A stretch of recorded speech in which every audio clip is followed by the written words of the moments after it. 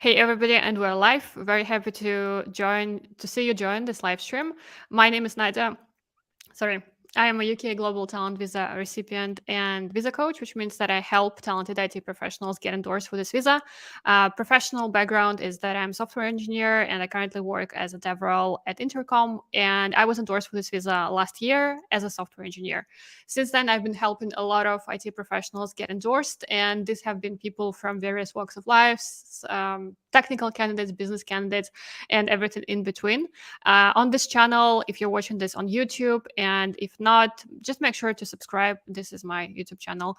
On this channel, I talk about different things related to this visa, to immigration to the UK. So if you're thinking about moving here, I do encourage you to subscribe and show support for this channel. It will mean a lot to me and will show me that this content is actually valuable. And without wasting more of your time with my intro, I would like to bring on our today's guest. Welcome, Maksim. Thank you very much, Nadia. It's a pleasure to be on your podcast. Thank you so much for joining. Thank you so much for spending time on a Sunday talking to us. So let's start with some intros. Tell us a little bit about yourself, what you do for a living, where you're from, and in general, how did you come to think about immigrating to the UK? Yeah, for sure. Originally, I come from Belarus, from Minsk, and that's where I spent 11 years of my life. And then my family made a big decision to move to Spain. So we just completely moved there and basically established, settled there. And I've been there for 8 years. So this is where I've been in secondary school, in high school, like the majority of my adult life, let's say, was spent there. And then at some point, I made a decision to also try living in the UK. So I went to university that basically started in the UK. So my first year was in London, and I absolutely loved it. Also, there's several other reasons, such as I'm interested in fintech, and fintech is flourishing in London, in the UK overall. It's really leading that industry. So I was always excited about staying there because it's always kind of on the peak of innovation, and I wanted to be contributing to that innovation. So I was always targeting London as the location where I want to be established for the long term, and perhaps this is what drove me to applying to this visa. And then for my professional background, 3 years of my professional experience are in e-commerce, and then about 3 years are in fintech. So my first professional experience ever was basically starting a company in e-commerce. So I started an e-commerce business in Spain. At first, it was just a little hobby. I was just playing around, trying to learn how the industry works. But then by accident, a business was built, and I scaled it to about 25,000 clients, and then outside of Spain. So we were operating in about 40 countries at that point, not just in Europe, but also US, New Zealand, and so on. And I got incredibly interested in e-commerce. I think it's a lovely industry in things like digital marketing, overall how to operate the whole e-commerce infrastructure. But then after the business started generating some revenue, I wanted to find ways to kind of reinvest that revenue for the long term. And I started downloading different banking apps and different investment apps. And this is how I got to know about fintech, right? So I got apps like Monzo, Revolut, Starling, N26. I downloaded all of those different banks and I started trying them, playing around with them, seeing what they actually offer. And well, this was incredible. It was an incredible experience because I saw the amount of innovation that these apps are offering in their offerings. So yeah, I was just playing around and really kind of seeing deep down how do they work and what is so new about them. And I don't know, at some point I made the decision to try to do something in that industry because I just got so interested about it. So I started a company, and the company is called ICE. It's a Mm-hmm. sustainable robo advisor. Basically, what we do is that you answer a couple of questions, and we build a portfolio for you that is not only based on your risk tolerance, but also on your values, like what you actually care about in life. And we've been building up for quite a while. Then at some point, I stopped working in that business and I started working at Revolut. So it's a UK-based challenger bank. Perhaps you know it. And I worked there for nearly a year, and now I moved back to my business. So I'll be focusing on this Mm-hmm. business full time at the moment. Wow, So a this lot is to a little unpack. intro. Yeah, really intense intro. You have done so much already. It's pretty incredible. I'm also personally interested in fintech, and I know that a lot of people, some people actually find fintech apps kind of boring. And for me, it's like, but it's the most fun.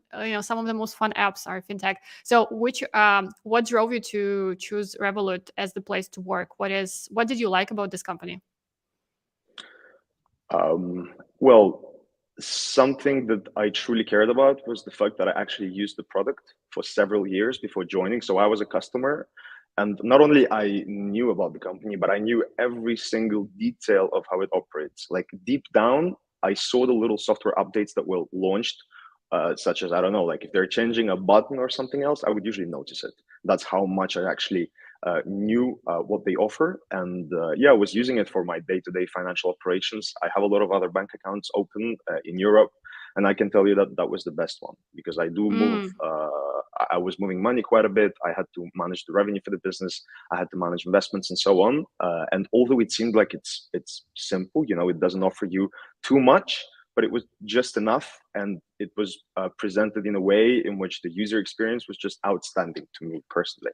So I opened the personal account. I also had business accounts open with Revolut Business, and then I was like, why not try working for these guys since they are leading the basically the innovation in the field. They're the number one in the field, especially in the UK. So yeah, I was targeting them for a while. I was applying quite a lot. It was quite difficult to get in, and at the end, I did manage to do so. And I think it was a very rewarding experience in the sense that mm-hmm. I managed to foster my fintech skills there. I managed to improve a lot of different skills that now I want to gather and put into the company that I'm working on. Mm-hmm. Really cool that you have such a targeted approach to what you do. So what you want to achieve, and you're going somewhere where you can get the relevant experience. I think that overall it's a nice career strategy. So in terms of working at Revolut, what did you do there? And I guess that a lot of what you did there, you probably used as part of your application for the Global Talent Visa, right? So maybe you can tell us a bit more about what your role was, so that people can compare what they currently do to what you did, so that they can understand how this relates to their experience when it comes to the Global Talent Visa. Yes, of course. So mainly I was working on the business growth, and I was based in Iberia at that time in Spain. So basically, I was working with a large portfolio of Revolut business clients, specifically in that region. And my focus was to basically grow the business and increase the market penetration in that specific Mm-hmm. region in Spain. So that was my role. And yeah, I spent about a year, a little bit less in that role. Mm-hmm. And also, you had experience running two businesses. So, when it comes to the Global Talent Visa, how did you first learn about it? I know you mentioned that you studied in London for a bit, so you already knew the UK. You knew that you liked London. So, first of all, okay, let's start from this place. Why? So you have experience working in different countries in Europe, and living in different places, right? So we talked of the year a little bit. You have like a nice international background. So, what made you decide to move to the UK, and what made you choose the UK from basically any other place where you could live and work? Well, so first of all, about the visa, I think I honestly just found about it on LinkedIn. Someone posted an update saying they actually got endorsed. And then when I saw this title, Global Talent Visa, I was like, okay, what does it really take you to get that title? What does it take you to be recognized as a talent or a promising talent or a leading talent in whatever field you are? I know that those visas are usually very, very difficult to get. And, this is something that UK is trying to advertise, that you don't have to have a Nobel Prize to be able to apply for it. You just got to be really good at your field. So I started, trying to get some more information, and I saw that digital tech is one of the options. And since this was the focus of my career, like everything that I've done was somehow connected to digital tech, and I was naturally always interested in that field. So I was like, I don't know if I'm going to make it, but I think it's worth a try. And at some point, I also realized that Tech Nation is shutting down, like very promptly. And my application was at a very early stage at that point. I really had to finish everything in about 2 weeks, 2 weeks and a half. Mm.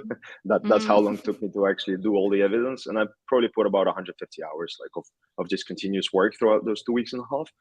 But yeah, this is how I basically got to know about it from someone on LinkedIn. And then coming back to London, I don't know. I mean, it's true that I was very lucky to have a lot of international experience. So I did live in quite a few countries. Like right now, I'm living in Germany, for example, for over a year already. Before I lived in Spain in different cities as well, and so on and so on. But the UK is a very special place for me, not only from the professional side, but also from the academic, I think, because that's where I Mm-hmm. studied and that's where I'm going to be coming back to study as well, because I got accepted into an MBA program and I'm going to be accepting that offer very soon. And it should start around March 2024. So again, this is something that drives me back to the UK. Naturally, I don't know why it's different for everyone, but I was never really attracted to the US as a place to live in. Like whenever I think about the UK and the US as a comparison, the UK seems like something more attractive in a sense that there's more career opportunities for the field in which I'm working. I hope that I'm Mm-hmm. not wrong, but I think I'm right in that sense. I think that fintech is just really kind of on the edge in the UK. There's a lot going on, and I want to stick to that industry for the long term, and I want to do a lot in that industry. That's what I'm aiming for, and hopefully in the UK as well. Also, I understand way better how like compliance and regulation works there when starting something new. I understand it way more than the US because I've been doing a lot of work and research on that region in the past. So this also kind of perhaps is a part of my decision of why I want to move there. So yeah, for academic reasons, I want to study there. For professional reasons, my industry is really like on fire in London specifically, and I do really enjoy the city. Just like coming back to how I feel when I travel, I would say Mm-hmm. London feels very very special to me when I go there. I don't know. I have a lot of good memories, a lot of things that attach me to that place. Also, my sister, she also studied in the UK for about 5 years, so she's been there for quite a bit of time. So I don't know. There's just a lot of those kind of connections that bring me back to that country, and it's nice to be able to go there without any restrictions. So this Mm-hmm. again is one Yeah. of the reasons for which I applied for the visa. Yeah, I think that again, a lot to react here. I think that the point that you mentioned about fintech and London being a center of innovation for fintech is a good point. I think that strategically, if you're building a career, if you want to have a business, you should choose a place on the map where there is the biggest concentration of people doing the same thing that you want to do. So it's like if you want to be a painter in the 15th century, go to Florence. And if you want to work in fintech right now, you probably go to London. And the fact that you mentioned like London being a special place for you, I think again, a lot of my guests on this channel relate to that. So London, it has its ups and downs. It's quite a difficult place to live in. So it's not an easy place to live, right? It's very expensive, very competitive, and just weird in places. But also, a lot of people just feel this urge to live in London. They love it and they just want to be here. So, really nice to hear this background and this explanation from you. So, in terms of studies, this is something that I'm also interested in to unpack. So, you have decided to pursue an MBA, and there is this perception sometimes in startup circles, for instance, that MBA might not be the best way to spend your time. So, what drives you to what drove you to make the decision to actually spend a year or more studying and getting an MBA, even though you already have, startup experience, you have experience working in some of the most successful company in fintech. So, what is your motivation for pursuing an additional degree? Um, well, I think it really depends on where you actually do this degree as well. I do think it depends on the institution and what the institution can offer to you. In my case, I selected a very specific program. So it's not a full-time MBA. I'm going to be able to actually work full-time. And then this is going to be a part-time degree that is not an executive MBA at the same time. Because usually what happens is you can only do it part-time if it's an executive MBA. An executive MBA is basically for people with 10 to 15 years of experience of 40 plus years of age, usually, right? MBAs are usually for, I would say, I don't know, 25 to 30-year olds, and it's usually full time. And I didn't want to give up on my work at the moment to continue to study. I was a bit tired of studying in the past, to be honest. I really just wanted to get back into the professional environment and to work. So here I was just trying to find a balance. Like, how can I advance my academics as much as possible while still rapidly advancing my career? And this is where I saw this meeting point. This is where I saw this degree, and I was like, this really kind of interests me. And also, it's at a place that I was targeting for a while. So it's at Imperial College in London. I do really like the institution itself. I do like their business school. all the way from little things like, I don't know, the location to the reputation and to the actual program that they offer. There's a lot of different Mm-hmm. components of the program, like the Global Week, for example, where you have to travel abroad and they have very interesting partners and you can study in places like the HEC, like HSS school in France, for example, which is the #1 business school in the world. And well, there's a lot of interesting projects that are not standard to MBAs, I would say. Like it's a more Mm. diverse program, it's more unique, it's more suited towards my profile, and it does boost your profile as a business person overall. Having an MBA is overall good. It's a very strong qualification. And usually people choose between going for a PhD or an MBA. In my case, I don't want to go into academics, so that's why I'm looking at an MBA. I mean, a master's, just a master in something is usually lower than MBA because MBA requires professional experience.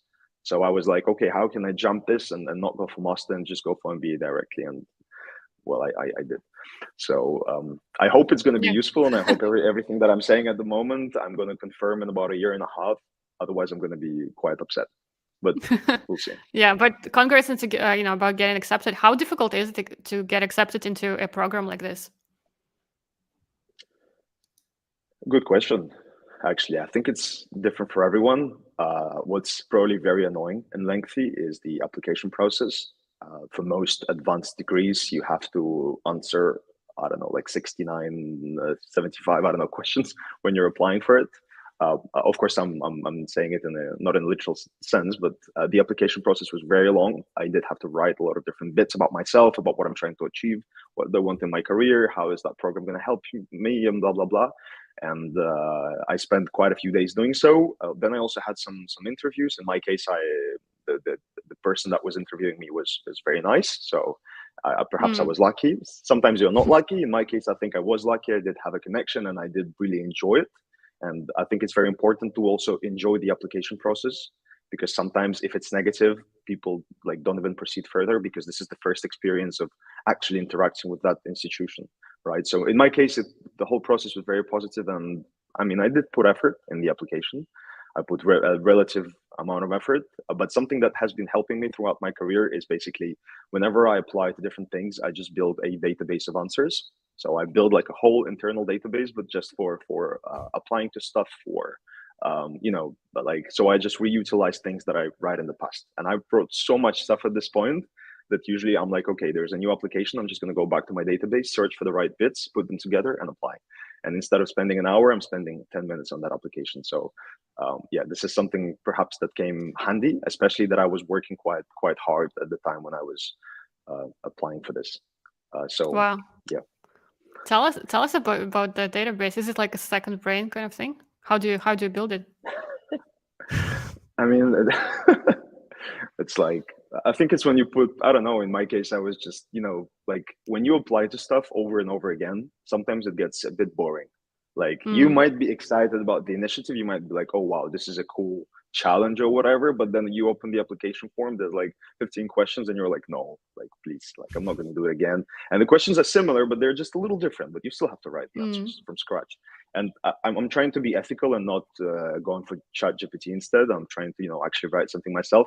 So I've been just collecting all of those applications. I don't know, maybe like 20 applications, maybe 30 in my lifetime, and just a bunch of different questions. Like whatever you could ask me, I could potentially find right now in that text. Of course, some of this information is outdated and sometimes it's not really useful, but I'm trying to write it in a way in which it's universally useful for at least a number of years from the moment when Mm. I'm writing it. So there's a tactic to that as well. And yeah, just like I don't know, like yesterday I made an application as well, and the deadline was at 12. I started at 11:40, and I managed to finish it. Like, Oh and my there god. was just a bunch of different questions. It's not the best strategy, but this has been pretty helpful, and I do recommend everyone in, I don't know, like in any industry or but in my case specifically in the business side, to do so, because that is really helpful for the long term. Hmm. Like the more data you accumulate and the better you structure it, the better for yourself. Like even perhaps in your case, you might understand, Jira, right? Yeah. Jira software management. So I'm using Jira to manage my like day to day Yeah. like Okay. tasks. It's just Hmm. like a software management tool that engineers usually use. But there's also Jira Work Management. This is something that people usually use for their work, but in my case, I use it just to actually manage all the day to day operations, and it's been super helpful. because this way I'm simultaneously managing several different things, different priorities on different things, different dependencies. And all of this is helping me understand what are my actual priorities every day, and then actually like seeing the statistics of how I'm completing all this work. So these tools in combination are like providing the basis for my applications. And going back to the visa, I used both of those tools to be able to apply for this visa. This is how I planned myself. Like this is how I Mm. structured myself. This is how I made the strategy, and this is how I reutilized some of the information that I wrote in the past to apply quicker when there was very little time left until the deadline. Yeah. Wow. I've never heard of anybody using Jira for managing kind of personal projects. It's incredible. Um, and I think the database about your achievements, I think this is something that is pretty useful and something that can actually help you apply for scholarships or grants or whatever much quicker. So let's talk about the visa and the process, how you organized it. So I'm guessing that you prepared on your own since you did it so quickly. And you used your database second brain kind of thing. So maybe you could talk about the process. So you learned about the visa, you decided that you want to do it, then you started preparing. So what happened next? How did it look like, and what was the process like? So yeah, basically you said the first part. I found out about the visa, about how it works. Then I printed the actual guide, the Tech Nation guide out, and then I took a pen and I tried to actually point to all the different criterias and see whether I'm eligible in a sense. So I was trying to understand whether my profile is strong enough to apply for this visa in this case, and I was just listing all the things that could basically support me within this application process, and I was doing it physically on paper, and then little by little I transitioned to more of a computer-based, let's say, system. So like I just took everything that I wrote, I put it back into Notion in this case, where I was organizing myself, and yeah, I just tried to understand what documents I'm going to be submitting for different criteria. And I'm going to talk about it a little bit later, but I actually took quite a bit of risk with the optional criteria. For example, for the impact one, I only put two pieces of evidence, which I Hmm. was not quite sure about because people usually do three, sometimes four, because it's a different criteria to get. I only put two, Yeah. and then I put five into my mandatory criteria and three into my work, like contributions outside of work criteria. So Hmm. yeah, I put stuff on paper, tried to point my life to the different criteria, see which ones I want to choose, why, and then I started working towards the ones which still needed a little bit of work. So I had about 2 weeks and a half, and I was like, okay, how can I make my evidence stronger? So I started, pulling different strings, reaching to different people, and seeing how I can strengthen my profile before I made this final application. And I did collect a lot of reference letters as well, like Yeah. five, I think, in total, more or less. Was there anything specific that you did to strengthen your profile? Maybe something that people watching this can do if they're still trying to apply right now? So for a business applicant, there's a lot that you can do. I think for both non-business and business applicants, you can just structure a plan which you can follow. Hmm. And I think this is something that you said in your videos as well. You can just set it as your final goal. Like, this is what I want to achieve. I want to get this visa. What does it take me to actually achieve it? And then you work backwards. You see what else is left in your, like, what gaps you have in your profile, and then you just fill them in. You see, like, okay, like I need one more piece of evidence for work outside of my day-to-day contributions. Like, how can I do it? And then you see all the people that you know, and you check your network, and you basically analyze your entire life to be like, okay, where can I go to be able to fulfill this optional criteria? In my case, I, for example, organized a few more mentorship sessions with different people. So I took part in a lot of different initiatives in my past, and basically I reached out back to those organizations saying, I can mentor you, like, for free. All you have to do is just let me do it, and I can structure a nice program. I can organize everything, and what I need from you is just to help me do it, to actually gather the audience, and that's it. So it's been pretty helpful in that sense. So what I recommend is to work backwards, to actually understand what gaps you have within your package of evidence, and to try to fulfill that evidence by analyzing your life and seeing who you know and how you could contact those people so that they let you do what you have to do. So whether that's Yeah. an event or a webinar or a speech or whatever, in my case, I had to collect a lot of reference letters last minute. Most of my reference letters were dated within the same week. Mm.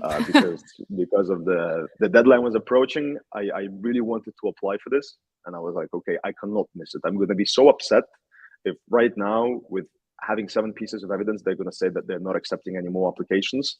I was like, what do I prefer, to take some rest and to actually sleep, or to just do it, like to Yeah. finish the application process? Who So needs sleep? Who needs sleep? Yeah. I chose the second one in this case, the second option, Yeah. and just very rapidly gathered all of those pieces of evidence that were missing, all of the reference letters, and applied. Hmm. So I would just add a couple of things for context for people who are watching this in the future, and kind of the whole mass and panic of technicians shutting down is over and forgotten. Technician announced that they would be shutting down in end of January. I remember it was Wednesday, but I don't remember the date. And we knew that technician would be shutting down 31st of March. And we kind of assumed that the application process will stop at some point before that, but nobody knew when exactly. So a lot of people were rushing in to apply as soon as possible, as Maxim did, as a lot of my clients did. So it was quite an intense period, I think, for a lot of people. But now we are already in April. Technician has shut down, but they're still accepting applications. So if you're watching this now and you are not sure, this has been confirmed officially. They're still accepting applications. The route is still open. You can still apply, even though they're shut down. So if you're on the fence, I think that it's better to still try to apply now, because the current rules we know and understand well. We have a large body of information on how to meet those criteria. So I've interviewed so many people. There is so much information online about this. So I think it's worth applying, worth trying at least if you're interested. And another thing that you mentioned about kind of trying to fill the gaps in some of your evidences, I think that this strategy can be helpful, but it doesn't help. It won't help you if you have nothing right now. So it's not that you can go out there and just do some things last minute and get accepted. So that is not how it works. So if all your evidences are very recent and you have just done them in the last month, the likelihood of you getting rejected is quite high. And this is something that they mention in their rejections very often. They would say that, all of your conference talks are in the last month, so we can't really accept them. So just bear this in mind. There is certainly value in doing something to strengthen your profile if you already have some things happening, but it can't be just sudden. If you never done anything and then just last month you start doing, like, I don't know, 100 public talks and 10 different volunteering places, it doesn't really work, at least anymore. So it used to be much more helpful in the past. It doesn't work anymore. So just bear this in mind. So in terms of your criteria, you said that you took some risk with the criteria, and you kind of mentioned the layout of your documents. So you had 5 for mandatory and then 3 and 2. So I would say that this is quite a common layout. I would say that most people still use like the 4-3-3 setup for documents, but I don't think it's a requirement. So maybe you can tell us about choosing the criteria and which documents you chose and the kind of risky part that you mentioned. yes, for sure. So what you said about filling in the gaps, by the way, I completely agree with that. For sure, you need to prepare for this in advance. And something that I wanted to say is that I also added little notes everywhere. So before I mentioned the criteria, I tried to use a very clear and kind of systematic structure for all of my documents. They were all in the same design, in the same style, uh, built in a way in which it was very easy for the person that was reviewing them to actually go through my documents. So I was kind of trying to build a system that, without any specific separate guide on how to approach my evidence, people could immediately understand and go through it. So this was important. And also I added notes everywhere about all the different things that I wanted to kind of emphasize on, such as, for example, that this person is not my direct colleague when someone was referring Mm, me. And I added a note clearly explaining that this is how we work, this is how we interacted, this is how I work with my direct colleagues, and this is how I work with my indirect colleagues in terms of work hours, in terms of the actual closeness of work. And those little notes, like when you go to an app and there's like a little information button that explains you like how something works. I've been doing the same across all of my pieces of evidence. And I think this has been pretty helpful, because also regarding the dates, I also have added notes saying that, guys, the only reason for which some of my documents are like, I don't know, dated within the same week is that you announced that you're shutting down. So I'm rushing to get this application down. So please, let's respect each other. Like in this case, like I'm really trying to get this visa done in time. However, I still have a few things that I haven't finished. So I'm really trying to push people to help me now. So yeah, I elaborated on that in those comments, and I think it's been pretty helpful since Yeah, it definitely I guess they 100%. Like, understood me. as a coach, 100% back everything you said. It's super important to give explanations for everything. Like, it's not like you're apologizing for something, right? You don't apologize for something. You're just giving context, like why something is like this, right? So you should explain like the dates. You should explain how the person recommending you actually knows you. They are specifically asking you to not have letters from your friends or direct colleagues or direct managers. So you should kind of emphasize this distinction. And as you said, super cool insight that you should not require a separate guide on reading your application. And this is what I sometimes see with candidates who apply. Their application is so contrived that you kind of need an explanation to understand what's happening. So very good point on giving context, and using the same format for all the documents, I think, is also a very nice approach. So thanks for sharing this. No worries. I hope it's helpful. Also, I wanted to say that for the structure of the document, like I would put the title of the document and then I would actually describe what I'm trying to achieve with it. And then I would add a field with all of those important notes. And like following this structure, like by blocks, I think this has been pretty helpful for them. And something that you can do as well is approach it like a designer would approach their work, in a sense that you have to have amazing user experience. It's like using a product, Hmm. you know? They have to use your guide and they have to enjoy it. They don't have to struggle and sit there and be like, okay, like how does all this come together? It just has to be natural. And if you can also test it with some people that you know, you can just let them go through your guide and try to, you know, gather some feedback in regard to how is this piece organized. Like people that don't even necessarily know about Tech Nation, you can just give it to them. Like you can give it to, I don't know, any person that you know and just ask for some feedback in regard to specifically the organization. I think it's really important. So this is some feedback that I would give.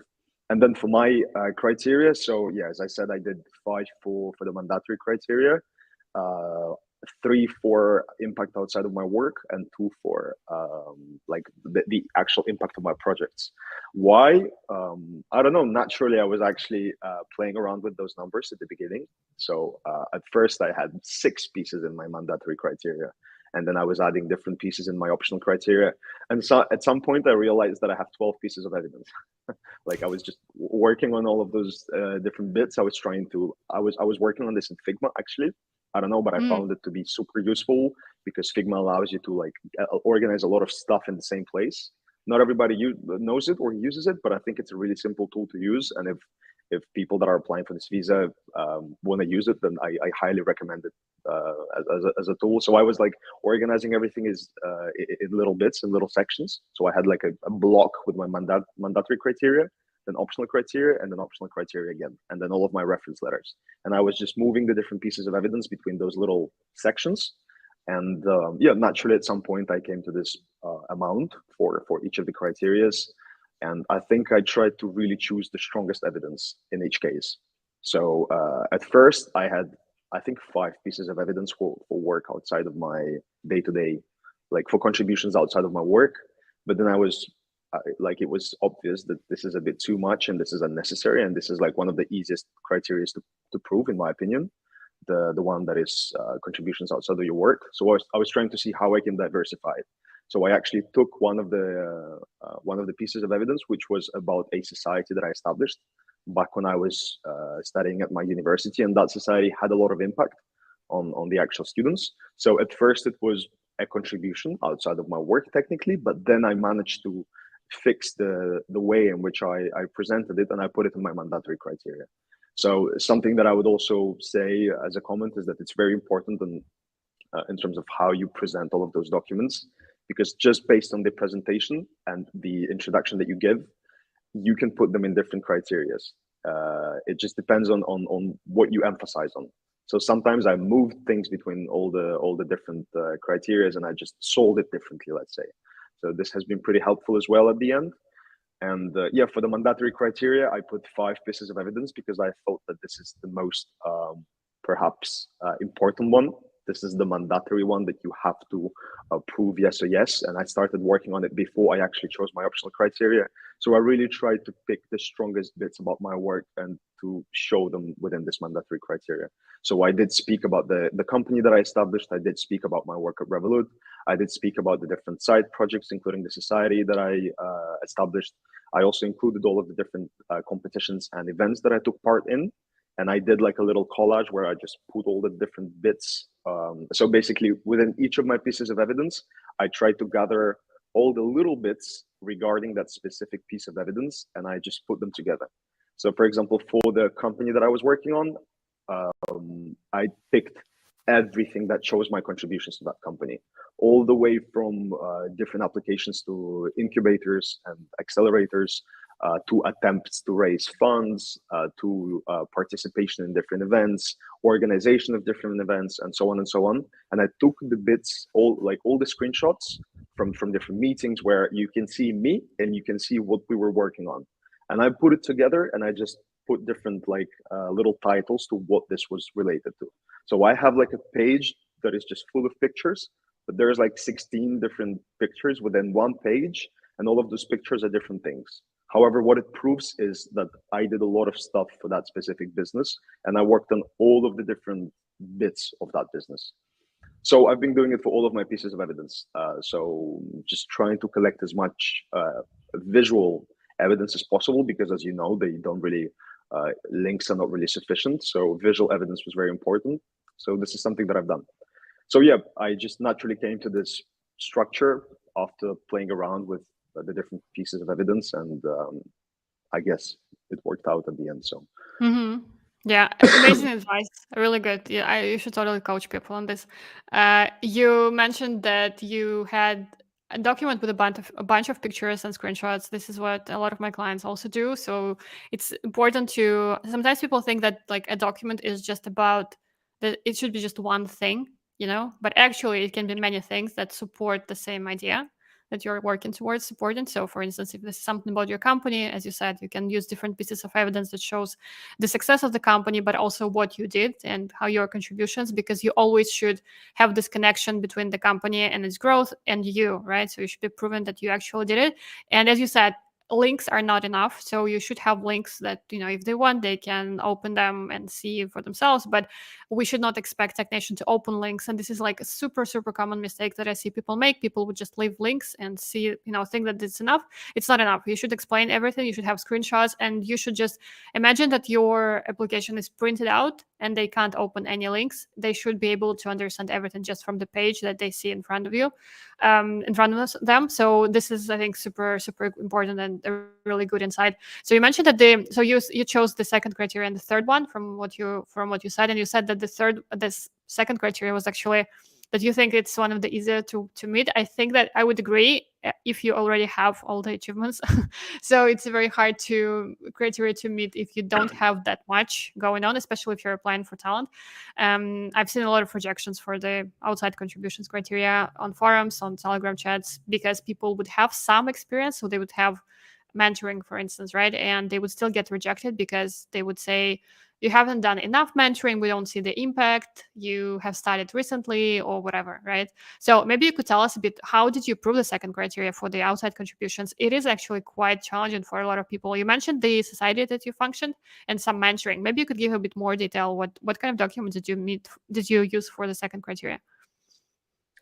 yes, absolutely. Before that, something that I wanted to point out about the links, actually. Something interesting happened in my case. I was writing a blog that I also wanted to include as one of my pieces of evidence, like just a link to that blog stating that it just basically gives more social proof. However, we still didn't finish actually writing that blog with the organization, so I had to put a link to a Google Doc, and then on the Google Doc I put a link to the blog. So I had to use like a something in the middle, to connect these two things. And I've done it like 2 or 3 times with different things that were in the process while I was still applying, and they did not open them. Nobody checked those Google Docs. I mean, I can see the history of visits. There was no visits, so they did not open any links that were on my application. I don't know why. That could be perhaps because of what you said. They just printed it out and they didn't actually visit them. But I was expecting that they would want to see more evidence, and check out all of those, but they didn't at the end. So, so No, we something should that I not. We want should to add. never expect it. I think it's something that kind of breaks. It kind of it goes against the mental model that people have about this application because they think that stagnation they will surely be clicking the links and like doing all of this deep research. We should not expect this. So I know that sometimes those links are visited, sometimes they're not. But my advice to clients is that just forget about those links. They won't be visited, and try to present your evidences on the page itself. Don't count on them being don't put something super important in the link and then don't present it, right? I think it works if you have too many evidences. For instance, you have, I don't know, 20 public talks and you just can't fit them all in the document. It's fine. You should choose the 5 most important ones and then have the links to the extra ones. But still, like, even if you have a link, you should give some context, right? If it's a link to YouTube talk, for instance, then you should say that this is a YouTube talk about a subject X, and then you should have information about how many people viewed it or something like this, so that even without opening the link they can get an idea of what the stuff is. So yeah, good idea. Good shout out that you mentioned it, so thank you. No worries. I'm actually opening my evidence because I forgot what I put for the for the second criteria. But so I included the society, and as I said, like it's not just one piece of proof. It's like 16 different little things that point to all of the work done, all the way from events that I organized to competitions to challenges to the stuff that we gave to students for free, to all of the certificates from the actual institution, proving our impact and proving what we've done, as well as a reference at the end to just strengthen all of that. So all of those little bits of evidence supported by a reference and letters from the university stating the work done. So this is kind of like a whole package, and I tried to do that for each piece of evidence, just to put as much as possible, but do it in a beautiful way. So I organized it in a way in which it's like, once again, easy to follow, and like you go through all of the evidence, and if it seems good to you, then at the end you get a powerful reference that supports all of it. So it like kind of concludes that piece of evidence and makes it stronger, in my opinion. So yeah, I did a lot of mentorship work for another organizations as well, which I included here. But most of my proof is actually mentorship, like mentorship slash training sessions that I've done with other people, and different letters proving that. In each case, the organizer gave me a letter, and also the institution for which I was doing this event also gave me a letter, because one of the events was not only for my institution, but I was actually teaching at a different university, and I got proof from that university stating like that I've done X and Y, plus all of the screenshots, plus all of the banners that they used for to advertise that event. So I just put all of that into the 3 pages that I had for that piece of evidence, and yeah, I guess it worked out. So it's mainly mentorship slash trainings that I gave, and at first I did have more than 3. So I put like 6 Mm. different things that I can include, and I was like, okay, what can I cut out now? Like, what does not make too much sense here? And I was trying to reduce the number by trying to understand not what's the most not what's the least powerful, but rather what does not connect with the guide as much as I wanted to. So again, it's not about how good you did something, because there were different things that do not allow me to kind of present them for this visa, but they're actually stronger as evidence. Like I've done more for other initiatives than for what I've included, but they don't meet the criteria. So I try to really keep the things that really align with the criteria while selecting the ones that have the most impact in terms of the people that attended and in terms of the quantity. For each mentorship program, I've also done more than just one class, of course. So for some I've done 5, for some I've done 8 different lessons, like with teaching people. And I tried to include screenshots of all of the different sessions that I've done, and also the actual material that I was teaching. So when I was teaching these things to people, I would make a structure, a plan of what each of my lessons is going to be about, the length, the difficulty, the different topics, the key learning outcomes as well, and also the ways in which this would help people get jobs in digital tech. I tried to put all of that in a little like structured course, and then I just took a screenshot and just put it out there, and included it in the document as well. Wow. As a coach, I just love the way you describe the documents. They sound really beautiful and really well structured, which is again something that people really struggle with, the structure. I would say that people often get, I don't have this data to support this, but my gut feeling is that a lot of people get rejected not because their achievements are not good enough or they're not talented enough. They get rejected because they don't present their evidence very well.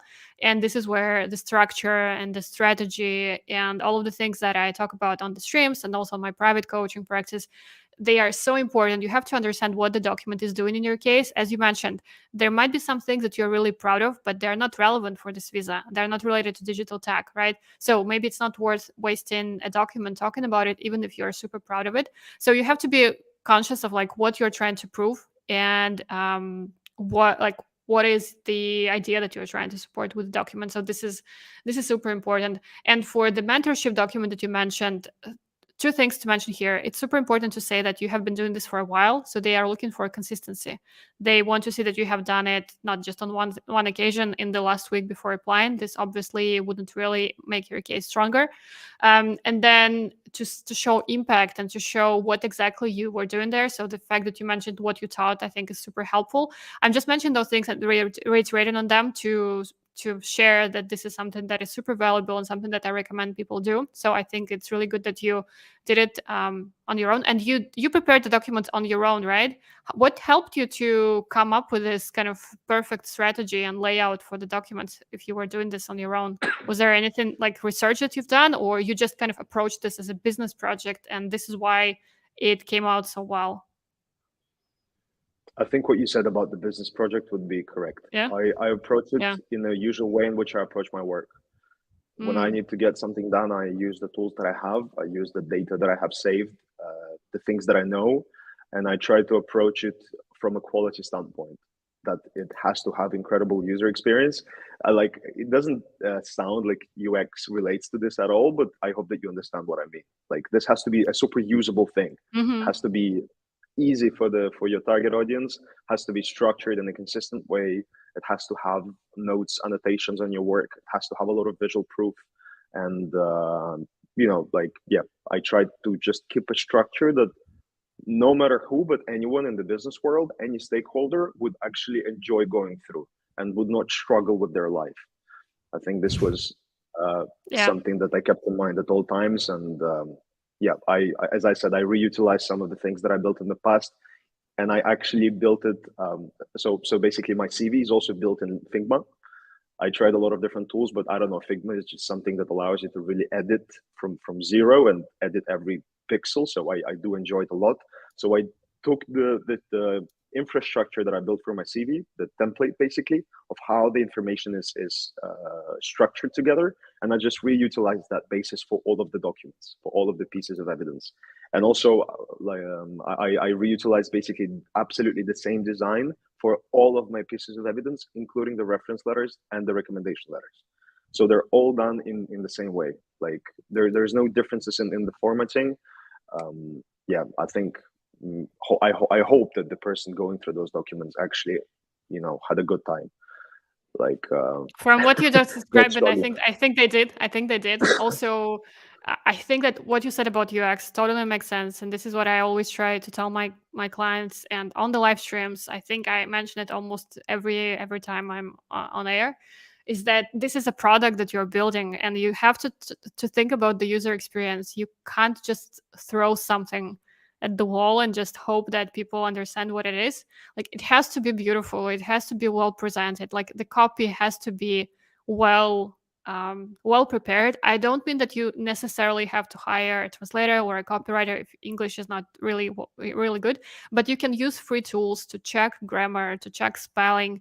I think I see sometimes like messy documents, and I understand people are in a hurry, and I understand people maybe struggle with English, but it's super important to spend some time just proofreading the stuff that you have. If you even if you're working on this on your own, right, you can always use free tools to check your grammar, to make sure that everything is, looks well, everything is well presented, that there are intros to everything, there is like nice structure, there is nice layout. It doesn't have to be super fancy, but it has to look well presented basically, and it has to be a product that is read well from start to finish. Because if you think about it, the way this is presented to Technation, it's just a PDF document that consists of up to 45 pages, right? Depending on how many documents you have, but they will read it as one document, and it has to read organically together, and it has to sound that, just it has to look, I don't know, it has to be coherent basically with your story.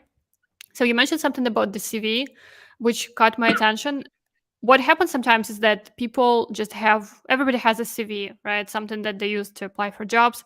I think the biggest problem is actually with software engineers. They would have some sort of CV that has just mentions like, I know how to use PHP or something like this, and then they are thinking of using the same CV for the technician visa, which I always advise against. I think you should create a CV from scratch for this purpose for most people, maybe not for everybody, but I think actual designers have quite struggle less with this process because, as you said, like designers think about product and they think about UX quite a lot. So for them, it makes more sense, like why this stuff is important. But in terms of CV, any thoughts, any tips that you could share about writing like a perfect CV for the purposes of this visa? For sure. In my case, I actually just reutilize the same CV that I typically use. However, something that helped me is something that I do within all the other work is I build stuff by blocks and then I reutilize it.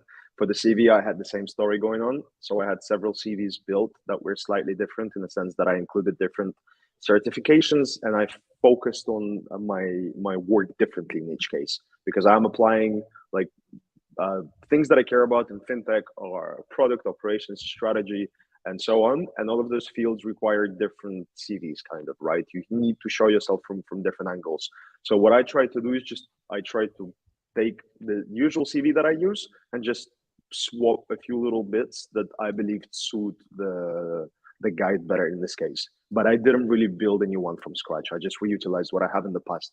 And some of the tips that I would have is actually I wouldn't really say it's just for the visa. I would say just for yourself. For all the initiatives that you're applying for, it's really good to have this infrastructure for your CV as well and for your cover letters. Like a system in which you could keep different versions of your CV that are slightly different, slightly more targeted towards the roles and towards the positions and initiatives that you're applying for. Because the next time you have to apply for an initiative like this visa, for example, all you have to do is just basically reutilize your work. Just look at all the CVs that you have, take the bits that make the most sense, put it into a new CV and send it. So yes, I did slightly modify it, but I didn't fully change it. Mm-hmm. And also, my CV is 2 pages. It's probably not the best practice within the industry, but I managed to fit a lot of stuff within those 2 pages. So it fits everything from my professional to my academic certifications to my skills to a very in-depth overview of my actual work experience. And Yeah. yeah, I just kept what I have and Mm-hmm. I sent it. I think that your CV works for this purpose because you obviously have a lot of experience kind of presenting yourself and selling your experience in a positive way. For why I mentioned specifically technical candidates is that for technical candidates, when they're looking for jobs, they have a specific the CV that is more focused on their technical skills. And this is not Mhm. what technician is looking for. Technician is looking for impact and business impact. And this is something that most engineers, for instance, don't really think about when they're presenting their CV, which I think is also a mistake because your CV should be about your achievements and your contributions, not about what you were doing, but more about what you have done, right? What you have achieved in this role. So I think that this is all useful. Focus on your business impact. Doesn't matter which role you have. So what else haven't we covered? The letters of recommendation, you said you had a lot of them, a lot of reference letters. Maybe you could talk to us about what kind of people supported you in this application. We don't need any names, obviously, but kind of which level, were they at? And this is something that people always worry about. Like, do they have to be C-level professionals? Do I have to work with them in one job? So how did you approach it, and what kind of relationship did you have with those people? So yeah, this is also an interesting discussion because I did gather a lot of different letters and then I tried to choose which ones are going to be my recommendation letters and which ones are just going to be reference letters supporting my work. In total, I think I had about six. They came from different types of people. The majority of them were not C-level. This is something important to note. And actually, for my recommendation letters, 2 out of the 3 letters are done by senior members of their organizations. However, they're not C-levels. They're basically senior managers or, below director, I would say. They're senior, but not too senior. So some people are usually afraid to put this kind of recommendation letters in their evidence because they think that this is not enough. But I think that as long as the person can really say a lot about you and mention a lot of different things that can highlight your experience and the connection that they have to you, I think they should be perfectly fine.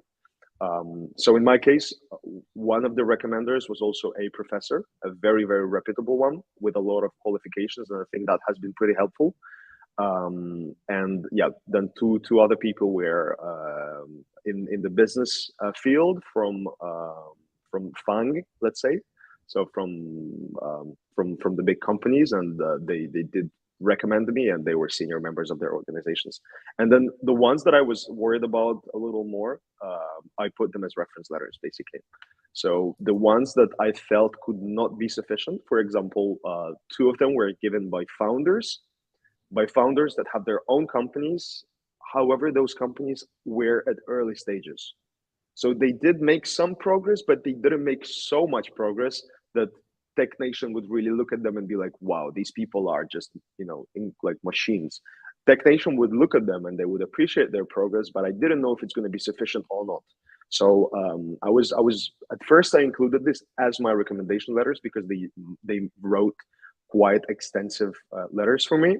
But then I removed it from the actual 3 recommendation letters because I was worried that once again this might not be sufficient, and I just put it as reference letters across different pieces of evidence.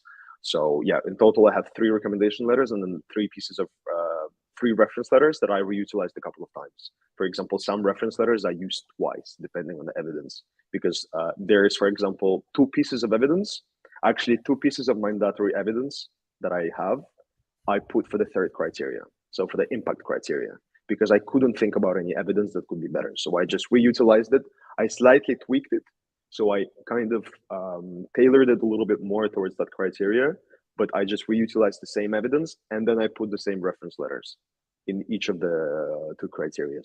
So my advice would be make sure that whoever is writing the letter for you is senior. The more senior, the better, but don't be afraid if it's someone who is not too senior. Just make sure that they can actually talk about you in detail and really recommend you towards this visa. And then, well, like out of your 3 recommendation letters, I wouldn't go for all 3 that are below director. I would still include 2 that are senior, but then 1 has to be really good as well. So in this case, someone who is in C-level or someone who's really reputable within the organization. So in my case, I went for someone in the academical, let's say, side of things, but that person was very reputable and he really was an expert, renowned worldwide. And I basically used his letter to support the other 2, so that there's a coherent picture between people from the business world, people from the academic world with different qualifications. And yeah, they all managed to talk about me in quite a good amount of detail. I would say between 500 and 700 words for each recommendation letter I had. So I didn't really maximize it to 1,000. I think this was enough. And I also didn't want to take too much time from the people that were writing those letters, because you can imagine that they're very busy, and this is another challenge that I had because there was so little time left until the end, and I really had to kind of work with those people very closely to be able to finish those letters in time and to do it in the correct formatting, to include all of the things that the Tech Nation wanted, like all the little basic formatting on the document. And I even considered using DocuSign. So, DocuSign is a service to sign documents virtually. In this case, I saw that in one of the recent corrections of the guide, one of the recent updates, the Tech Nation said that you could do it. You don't have to, but it would be nice if you could DocuSign your documents, because it then gives an additional proof. So I wanted to do it, but I was running out of time. So I was like, let me just put it as it is, and we'll see how it goes. So I did not DocuSign any of my documents, but I would recommend it if you have time. I think this adds a layer of proof and shows to the Tech Nation that, all of this stuff actually happened. So I think, it's not required, as you said, like signing electronic signatures are not required. They're pretty lenient in terms of the signatures that they accept. They accept wet signatures that are scanned. or just sign in as a PDF in Mac Preview or something like this. You can use DocuSign or PandaDoc or any other tool for this. So it's not really, there are no requirements as to that, but do whatever you can do, quickly if you have time. Don't worry too much about the format. It has to be a real signature from a real person, and they should be able to confirm that that they wrote this letter and the contents of the letter are true. um, they don't really check those. Sometimes they would reach out to the people who signed your letters. Sometimes they Really? wouldn't. I would say that, yeah, they sometimes reach out to them by email. It's quite rare, and but it can happen. So yeah, I think that in so far in my coaching practice, I haven't heard any of my clients actually go through this.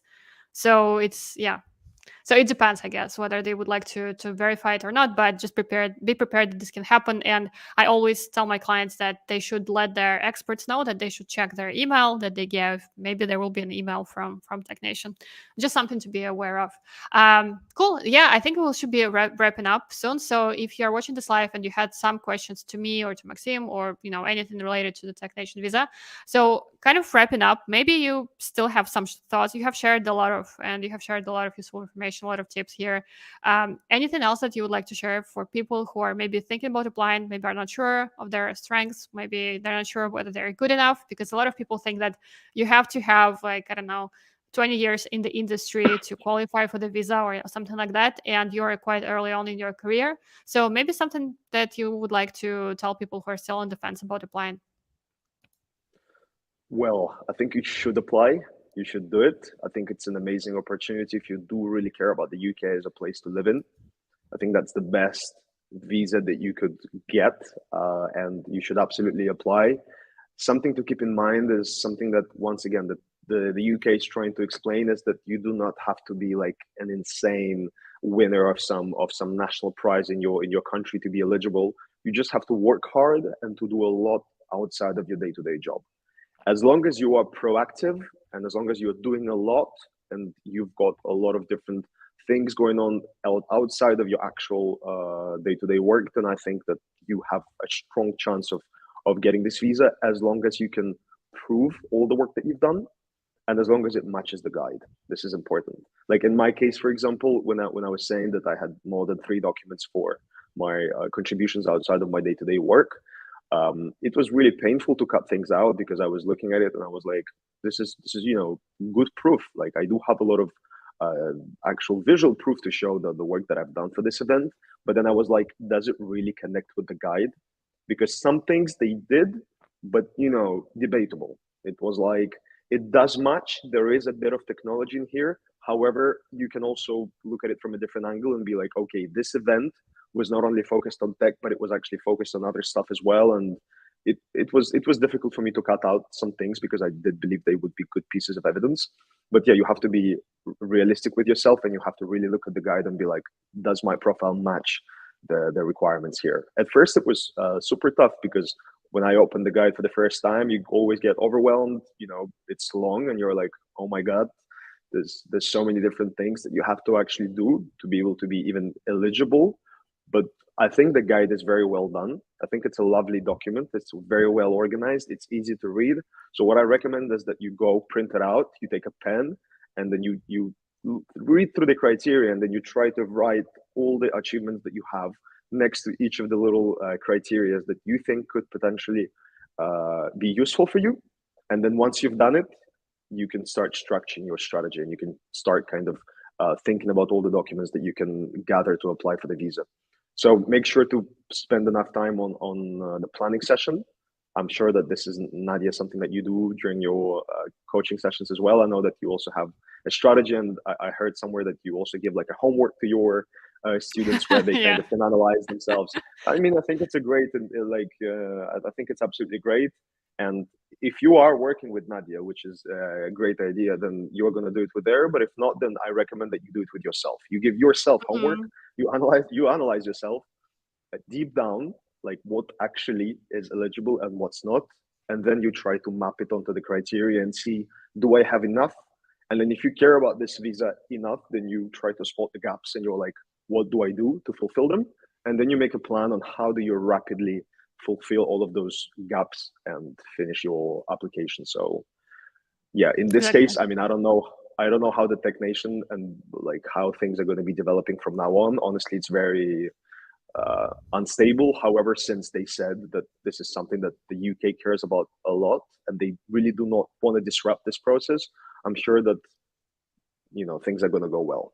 Like I'm Yeah. sure that the future for this visa is going to remain. And but yeah, the sooner you apply, the better, because the rules can change at any moment whenever the new endorsement body comes in, and it's going to be very sad to see all of your pieces of evidence. Basically, you're going to have to modify all of them. So apply as soon as possible, and to whoever decides to apply, I wish you the best of luck, and I really Thank hope you. that you get the visa. Thanks so much for all the nice wishes. I completely agree with the stuff that you said. For the strategy, yes, this is what I do with my clients when we start working. Like everything starts with a strategy, because if you just start writing documents without understanding why you are doing them, it's very hard to create a good application this way. So you have to start with strategic planning of your achievements, how they maps to criteria, which criteria you have the best chances of meeting, and how are you going to achieve it, right? So like having a strategy with me or with yourself, I think is super useful. It can save you a lot of time in the end. And then something that you mentioned as well, I just wanted to mention, I wanted to clarify this because I know people watching my live streams, a lot of people get very inspired, but also some people get uninspired in a way because they always compare themselves to my guests, and some guests have very different profiles from them, right? So, for instance, you said that as long as you have done a lot outside of your main occupation, then the second criteria will be easy for you, and it will be easy for you to get the visa. This is true, but also it doesn't mean that if you don't have much of a public profile that you can't get a visa, right? It's very specific to your job. For instance, for technical candidates, especially if you are a software engineer and you don't have much of a public profile at all, but you have done impactful work in the industry, and you can choose the first criteria, the innovation one, and you can really make a good case for why your engineering work was innovative, then there is less pressure on you to have that much stuff going on outside of your work. Because, for instance, I had a client who didn't have public profile at all, right? And they were endorsed for the visa because they were a very talented software engineer, and they made a case for the innovation. So just keep this in mind. Don't leave this live stream just thinking, oh my God, I don't have a public profile, so this is not for me. It's not true. On my channel, and there is a link in the comments, so you should check it out and subscribe. There are a lot of interviews with software engineers and with other professionals where they discuss the innovation criteria, which is such a good criteria to choose if you don't have much of a public profile. So just don't give up if your profile is not exactly like Maksim's is. For instance, for my case, when I was applying, I also used the second criteria, but I did have a lot of public presence. I had a lot of volunteering, mentoring. I had a YouTube channel already. It was very small, but still I had it. I had a blog, I had a book and things like that. So, but it's not a requirement. So this visa is not only for like internet celebrities or influencers. It's for people, as Maxim said, UK is looking for talented IT professionals, for people who can do those demanding jobs, for people who can start technical startups and change the economy. So obviously, not all of those people will have public profiles. Not all of those people will be just speaking on conferences. So it's very different. Each case is individual. So if you want to get your individual case reassessed, you can reach out to me. And you can also get inspired by all the different stories on my YouTube channel. We had some comments here, no questions, but comments. Thank you so much, Nadia and Maxim, for sharing great tips. Thank you so much for watching. And I guess this is just a bunch of emojis. Cool. Yeah, thank you so much, Regis, for your comments and your support. All right. Thank you, everybody, for watching. Thank you so much, Maxim, for spending your time on a Sunday sharing all of this stuff with us. This was gold, a lot of nuggets of wisdom here. So I really appreciate it. Thank you. Thank you very much for hosting me. It was a pleasure, and I hope that it's actually useful to everyone who's going to watch this. I don't doubt it. I'm sure this will be helpful for a lot of people. Thank you, everybody, and have a nice Sunday. Bye.